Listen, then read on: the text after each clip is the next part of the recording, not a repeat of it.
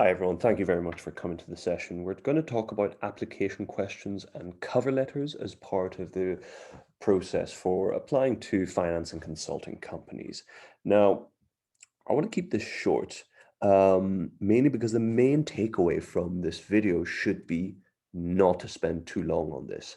Like we said before, the purpose of these videos is actually to look at the whole application process more holistically and know where you need to focus and where you need to spend your time.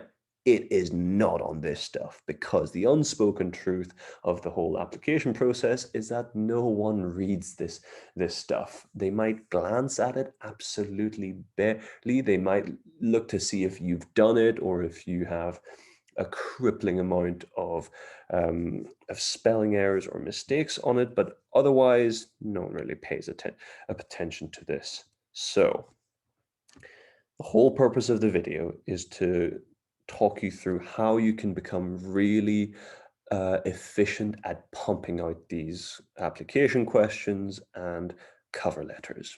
So let me just take you through why a good CV and having quick applications matter far more. Well, a CV is just a more condensed form of transferring information. It's a far more concise way to explain your achievements, which ultimately paints a picture in someone's mind far more quickly of what caliber of an applicant you are. And then you also have to take it from the point of view of someone reading this. You know, the people reviewing your applications are some of the busiest people in the industry. Would you much rather have a CV that really gets to the point quickly, or have to troll through 300, 500 words of application questions and cover letters? You know which one you'd be doing. Ultimately, amazing cover letters don't save bad CVs, because your motivations might be amazing for wanting to work somewhere, but if you can't back it up through your personal achievements, academic, extracurricular, you don't really stand a chance. And ultimately, there is a part of me that believes application questions and cover letters exist to make sure that not too many people apply, so that you don't have to spend, well, not you, but the assessor doesn't have to spend too long in order to weed out everybody. So it's like a casuals barrier.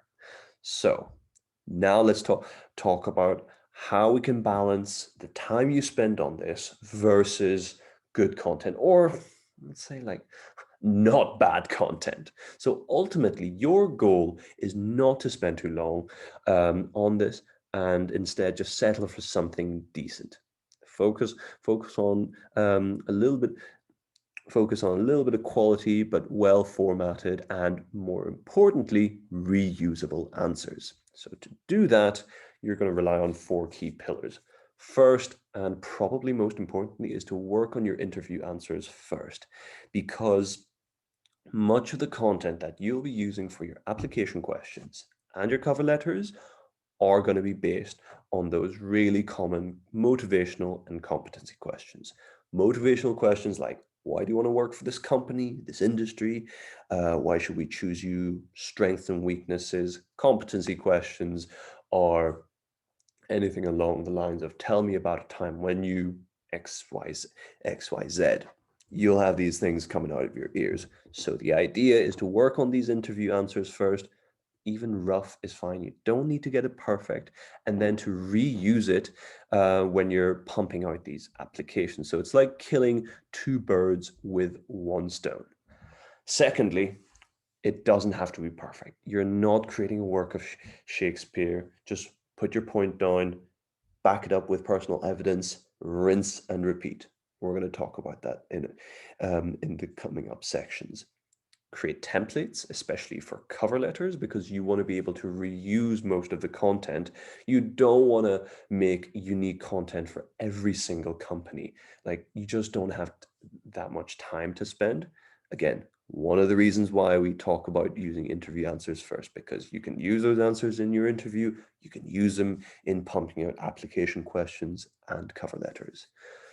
Last of all, word counts are not targets. You know, when you're driving along the road, you'll probably see a sign that's about road safety awareness saying the speed limit is not a target.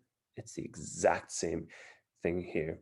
You should aim for around 75% of the word limit for um, application questions, and for cover letters, really shouldn't be anything worth more than 350 words. Again, this is to just keep your eyes on the prize. Don't spend too long on this. Now, when it comes to preparing your interview answers early, like we said, you're trying to kill two birds with one stone, because you can reuse this content for both your interviews when you do them and your application questions now. So we already talked about what are motivational questions, what are competency questions. What we advise is pick like 5 of the most common ones of each and jot down your answer. Let Google be your guide on this. You know, go to your Glassdoor, Wall Street, Oasis, Student Room, what have you, to try and find out what are the most common questions that they ask, and then prepare them rough. Just a framework, a skeleton of what you're going to talk about is a good starting point. Remember, guys, the second point was it doesn't have to be perfect.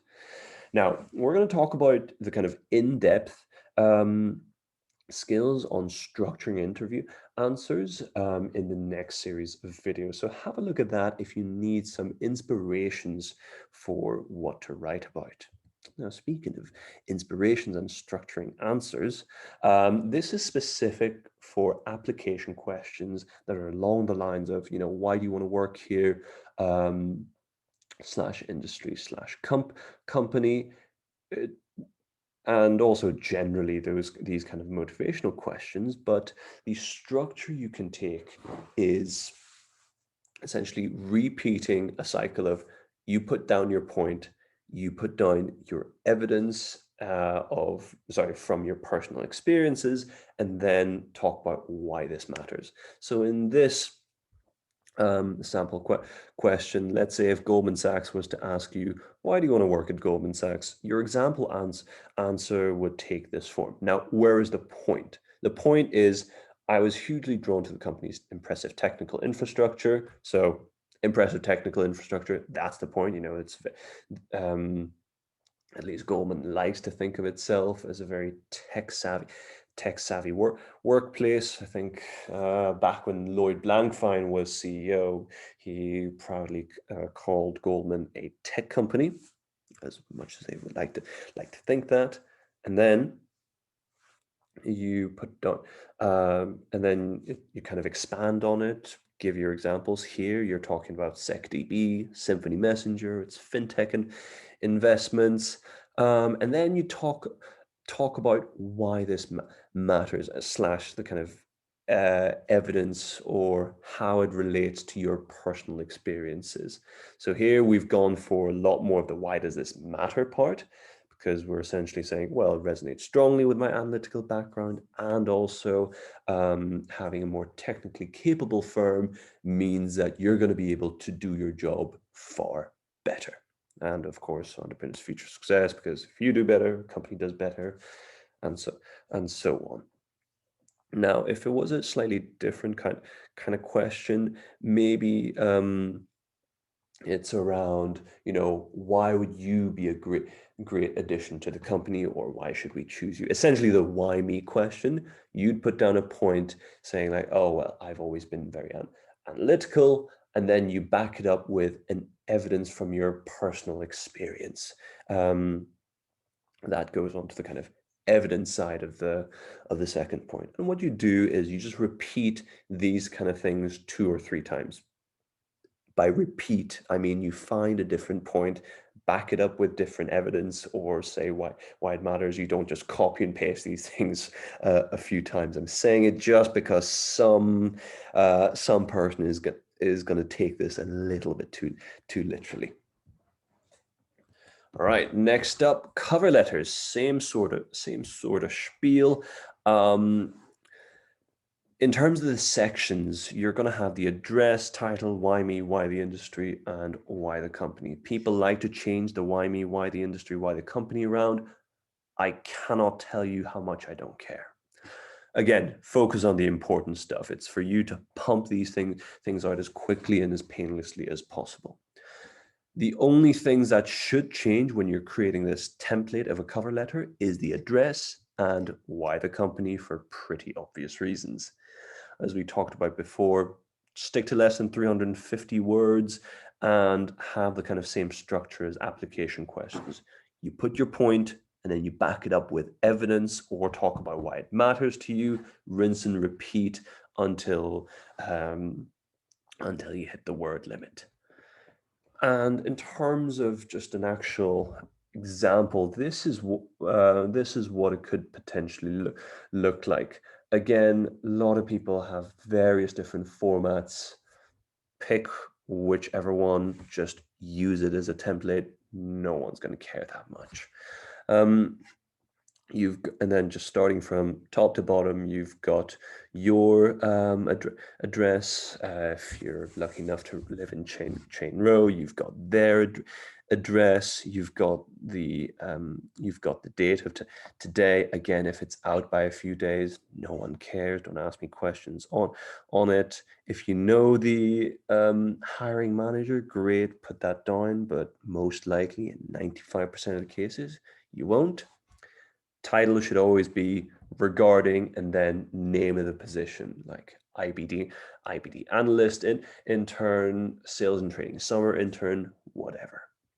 Introduction really needs to be one or two sentences. It's around saying, hi, my name is John. I'm a second year mechanical engineering student and applying to whatever role you're applying to. Attached is my transcripts if it needs be. And then the why this industry, why this company, why me.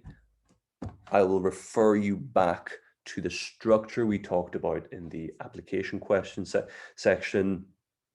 Just repeat a few of those little structures. You should be fine. Then finish it off. Yours sincerely, your name, John McFrickin' John. All right. Now, I intentionally rushed through this because I want to make a point that, guys, too many people spend too much time on the cover letters and application questions. I have yet to hear from any of my mentees or any of the people who've gone through the application process talk about the time when someone asked them something from one of their application questions that they sent in or the cover letter. So just remember, every single minute that you spend on application questions and cover letters is a minute that could be spent more fruitfully elsewhere on your CV, on your interview practice, or technical practice. You know, things that are actually going to be referenced in your face-to-face interviews. So always focus on what's most important. And what is most important? Certainly not cover letters. Thank you very much, guys. Again, this is part of our IYP Application Academy that we're running in 2021. Please do come to the lectures because we're not just parroting all the things that we said here. We're going to be talking much more fluidly about specific examples, edge cases, all the good stuff that you can't really do in a video format. So thank you very much. Hope to see you all soon.